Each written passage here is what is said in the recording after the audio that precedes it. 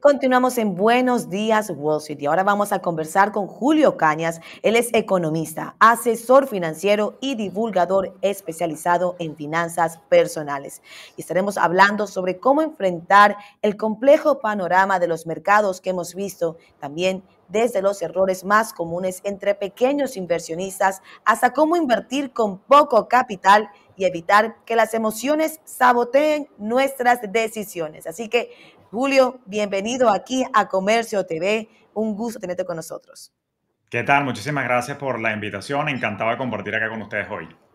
Gracias, Julio, y eres bienvenido aquí. Así es que vamos a comenzar con estas preguntas que tenemos el día de hoy porque estamos ansiosos de conocer esas respuestas con información que tú tienes. Julio, estamos viendo un entorno de mercados que parece tan desafiante como también impredecible. Vemos tasas altas, tensiones geopolíticas, inflación que cede pero que no desaparece. Y en medio de todo esto hay inversionistas buscando respuestas. ¿Cómo describirías el momento actual de los mercados financieros? Sí, es muy interesante la situación que estamos viviendo en la actualidad en los mercados financieros y es lo que yo como economista me atrevo a llamar como una fase de reacomodo con algo de sazón de incertidumbre, para ser franco, ¿no? Venimos de un ciclo, como tú mencionas, de tasas de interés que han estado bastante elevadas para controlar la inflación, como mencionas, también tensiones geopolíticas a lo largo del globo terráqueo y un entorno también tecnológico que está cambiando la manera de operar muchas industrias con el advenimiento de la inteligencia artificial y su incorporación a todo nivel. Pero más allá de estos ruidos y situaciones que están ocurriendo a nivel mundial, hay algo que no cambia y es que, por suerte, los fundamentos de largo plazo de expansión y crecimiento de las economías, independientemente de las distintas velocidades, siguen aún ahí vigentes, ¿no? Y el detalle está en tratar de no enfocarnos en el minuto a minuto, sino en la tendencia de largo plazo, sobre todo para los inversionistas, cuando lo que realmente importa en los portafolios, en las inversiones, es que esté alineado con esa versión de largo plazo. Te voy a poner un ejemplo. Fíjate que hace no mucho, durante el mes de abril, con la guerra de los aranceles, lamentablemente vimos mucha turbulencia o volatilidad en los mercados financieros, pero si tú ves la bolsa a hoy que está abierta, estamos batiendo récords históricos, donde por ejemplo el índice S&P 500 ha estado en sus niveles más altos, ya superó la barrera de los 6.300 y en lo que va de año, desde el 1 de enero hasta la fecha y este minuto, la bolsa ha subido en promedio 8.61%, cuando en el mes de abril, fíjate que habíamos experimentado una caída aparatosa que nos había alarmado. Entonces, naturalmente estamos pasando como una suerte de montaña rusa, y no voy a decir que por esto toda la economía está perfecta, pero de alguna manera sí que los fundamentos están sólidos para seguir denotando crecimiento. Y si bien es cierto que no podemos predecir lo que va a pasar con el mercado y capaz este argumento y esta noticia se derrumba en los próximos meses, lo que sí es importante es que nos preparemos para entender que durante el corto plazo es como quien va en un avión, puede que haya una turbulencia, pero el avión sigue volando felizmente y establemente hacia su destino, y esto simplemente lo que estamos viviendo es un ciclo de bastante movimiento. Julio, en estos momentos en que todo ha cambiado gracias a la tecnología, es muy fácil abrir una cuenta de inversiones a través de una aplicación, pero también es muy fácil dejarnos llevar por impulsos, modas, recomendaciones que ni siquiera tienen fundamentos. Tú que has asesorado a muchas personas de diferentes perfiles, desde tu experiencia en particular, como asesor personal, ¿qué errores cometen con más frecuencia esos pequeños y nuevos inversionistas? Sí, fíjate, lo que acabas de comentar es muy importante. Yo creo que tenemos que elevar un poco más la inteligencia financiera, que es algo que siempre digo en mi podcast Despierta tus finanzas. Y la invitación es a tratar de no hacernos eco de opiniones o sugerencias de personal no capacitado. De la misma manera que tú no tomarías consejos de salud o consejos de nutrición de una persona que no tiene las credenciales, es importante saber de quién estamos tomando justamente las recomendaciones financieras y en este caso, por ejemplo, recomendaciones de aplicaciones, etcétera, etcétera. Entonces, en mi caso, por ejemplo, yo soy economista con licencia para ser asesor de inversiones y corredor de seguros aquí en los Estados Unidos, razón por la cual tengo autoridad legal para hablar y de alguna manera educar a las personas en estos temas. y de alguna forma entonces tenemos que saber discernir si la persona que nos está compartiendo ese tip o ese dato, esa recomendación de no solamente la aplicación, sino que inclusive también en qué invertir, está viniendo de una posición de autoridad o de una simple opinión. El principal error que se comete es justamente eso, no saber filtrar la fuente de la cual yo voy a tomar la recomendación. ¿Y por qué esto es peligroso? Es peligroso porque de la misma manera que tú no vas a Google cuando le dices tengo un dolor de cabeza y qué será que me puedo tomar, tú necesitas ponerte en manos de una persona que te oriente bien desde la perspectiva educativa o desde la perspectiva de asesoría formal para que entienda tu situación. Y uno de los errores es que normalmente allá afuera las personas toman consejos como que si los tips de inversión, tanto de cuál aplicación, cuál entidad o cuál título valor comprar para el portafolio de inversión, aplique para todo el mundo y no es así. Cada uno de nosotros tiene una realidad económica, una realidad financiera, unos objetivos de inversión totalmente distintos, razón por la cual este proceso para invertir desde la selección de la aplicación hasta en qué exactamente vas a poner tu dinero, pues tiene que responder a un análisis profundo de tu situación personal. Entonces es importante evitar justamente el error de dejarnos llevar por lo que está haciendo el vecino, la comadre, el compadre, sino primero invertir en nuestra propia educación, y por invertir en educación me refiero desde escuchar mi podcast gratis hasta ver este programa que nos educa todas las semanas con economía y finanzas, hasta formalmente entender qué son las cosas que me convienen y lo que no. El principal paso y el principal error suele ser la falta de educación, pero bueno, hoy en día con las redes sociales y canales de YouTube y demás entidades informativas, pues nosotros podemos ganar mucha más inteligencia financiera y evitar que la ignorancia nos lleve a cometer errores. Excelente consejo, Julio, para nuestra audiencia. Y por ello te quiero hacer esta pregunta, porque una pregunta muy frecuente, una duda muy frecuente que tienen quienes nos ven aquí en Comercio TV es, ¿vale la pena empezar a invertir si solo tengo como un poquito de dinero?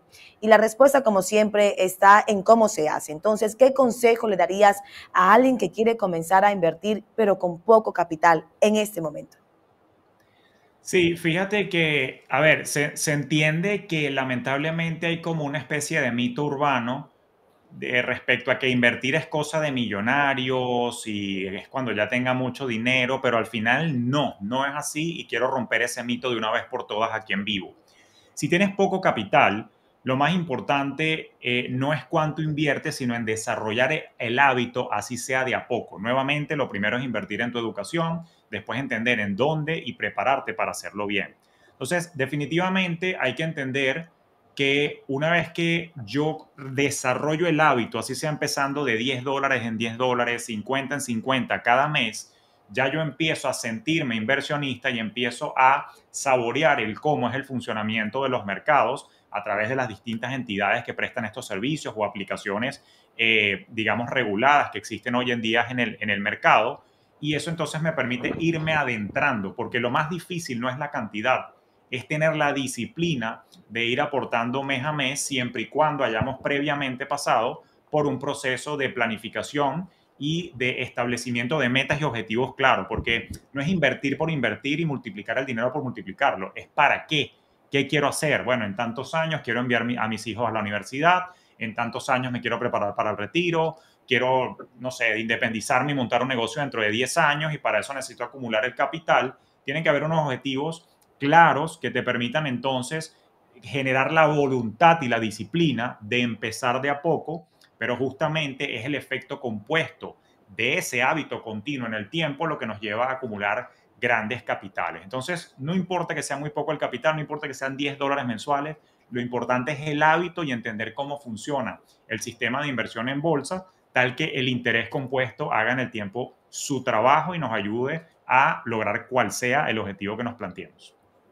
Qué bien, Julio, esa parte de disciplina y constancia, aunque sea con $1, con $10, como tú lo mencionas, creo que es una parte muy importante y creo que es la clave para cualquier persona que quiere comenzar en las inversiones. Pero también anteriormente te había escuchado que mencionaste en una de las entrevistas que tienes grabadas que cuando las emociones gestionan nuestro patrimonio, entonces ya estamos perdiendo. Y aquí es a donde quiero entrar porque es una realidad para muchos, pero que también nos expliques cómo poder separar la parte psicológica y emocional de la inversión, que eso es algo de lo que nos queremos enfocar.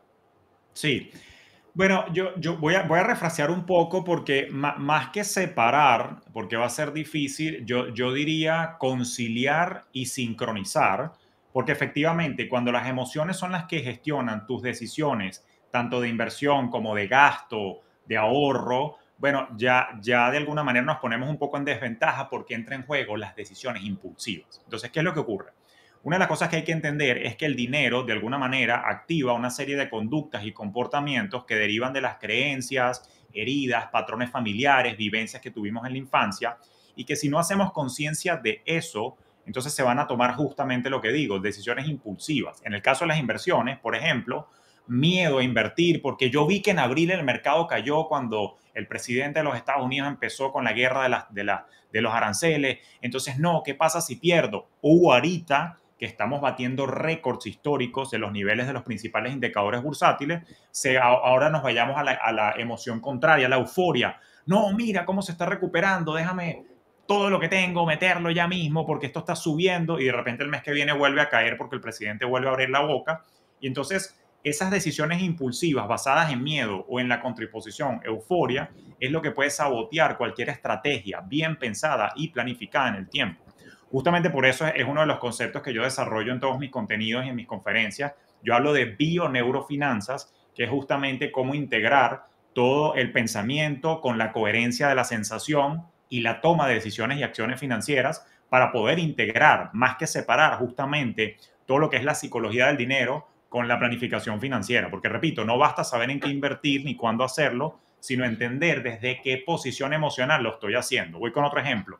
Hay personas que lamentablemente vienen a la bolsa de valores con un acto desesperado de hacer dinero rápido y buscando multiplicar capital en poco tiempo, y lo tengo que decir en vivo acá. La bolsa de valores no es un mecanismo de enriquecimiento rápido, es un mecanismo de enriquecimiento a largo plazo y está diseñado justamente para metas de largo plazo. Cuando vienes de esa manera desesperada a querer multiplicar dinero rápidamente, es donde caemos en esquemas, donde caemos en estafas, donde caemos en falsas promesas que abundan lamentablemente hoy en las redes sociales respecto a la multiplicación rápida del capital, y eso nos hace vulnerables porque de nuevo estamos operando desde el miedo a no poder soportar nuestras necesidades básicas financieras y depositar la confianza en, digamos, algunas promesas que al final del día son venta de humo, como dicen en el argot criollo, y que no nos llevan a nada. Entonces, aquí la clave para poder conciliar psicología, emociones con toma de decisiones es poder construir un sistema en el que no te veas tentado. Es como en la historia de Odiseo, cuando él estaba regresando a su isla, que él en algún momento se amarró al mástil y se puso cera en los oídos para no escuchar los cantos de sirena y no desviarse. Es exactamente lo que hay que hacer acá porque somos inherentemente humanos y somos seres emocionales. ¿Cómo se logra esa conciliación? Bueno, automatizar decisiones importantes. Así vayas a invertir $10, aporta $10 mensuales. No importa que la bolsa sube o baje, porque al final del día lo que vas a estar haciendo es que vas a estar promediando lo que esté ocurriendo en la bolsa. Y si lo haces de forma automatizada, no dejas al azar la decisión de si invierto o no invierto. Tener reglas claras de por qué estoy invirtiendo y si me voy a salir de la inversión, cuándo y por qué hacerlo, ya preplanificado. Es decir, tener la decisión prehecha para que no sea una decisión impulsiva del momento de la noticia. Y por supuesto, utilizar, digamos, métricas objetivas para medir el avance y el éxito financiero en la inversión. El éxito en las inversiones no se mide en días. Voy de nuevo, en abril la bolsa estaba cayendo y si tú habías entrado en febrero, en abril ya estabas perdiendo y capaz saliste por impulsividad porque viste que todo estaba cayendo. Pero si te hubieses esperado, fíjate en los niveles donde está hoy la bolsa, que está subiendo, y no solamente recuperaste, sino que estarías ganando. Por eso es que hay que tener cuidado también de que para evitar la emocionalidad hay que recordar que el éxito en la inversión se mide en años y décadas, no en días ni meses, y eso permite entonces que nos mantengamos más en calma y en paz. Cerrando, es como decir cuando yo estoy volando en un avión y voy para un destino de vacaciones. Yo no me lanzo del avión cuando hay turbulencia. Probablemente me pongo nervioso, me aferro a la silla, me persigno y me pongo muy ansioso. Pero yo no salto del avión. Yo sé que la turbulencia pasa y que tarde o temprano el avión va a llegar felizmente a tu destino. Y en este caso el destino es cualquiera que sea el plan o el objetivo por el cual empezaste a invertir. Excelente, Julio. Me gustó muchísimo todos los consejos que has dado. Brevemente, para cerrar, todos pasamos, pues, un educador, ¿no? Primero fue un estudiante, un experto siempre fue un principiante. Julio, si no te importa ser un poquito raw aquí en vivo, cuéntanos qué error cometió Julio por emociones, por no saber gestionar el miedo en un momento de inversión. Fíjate, definitivamente hubo una crisis en el año 2007-2008 que muchos recordarán que era la famosa crisis subprime, donde yo debo reconocer que, bueno, imagínate, eso fue hace 18 años. Evidentemente, yo reconozco que no tenía la madurez emocional que tenía ahorita y yo sí fui víctima del pánico, donde yo estaba invirtiendo en mi plan de retiro todos los meses, pero cuando hubo el colapso en el año 2007, naturalmente entré en pánico y vendí todo a pérdida. Justamente porque esto que 18 años después ya domino mucho más desde el punto de vista emocional, no tanto teórico, no lo sabía. Yo digo y recomiendo estas cosas porque yo también he pasado por allí.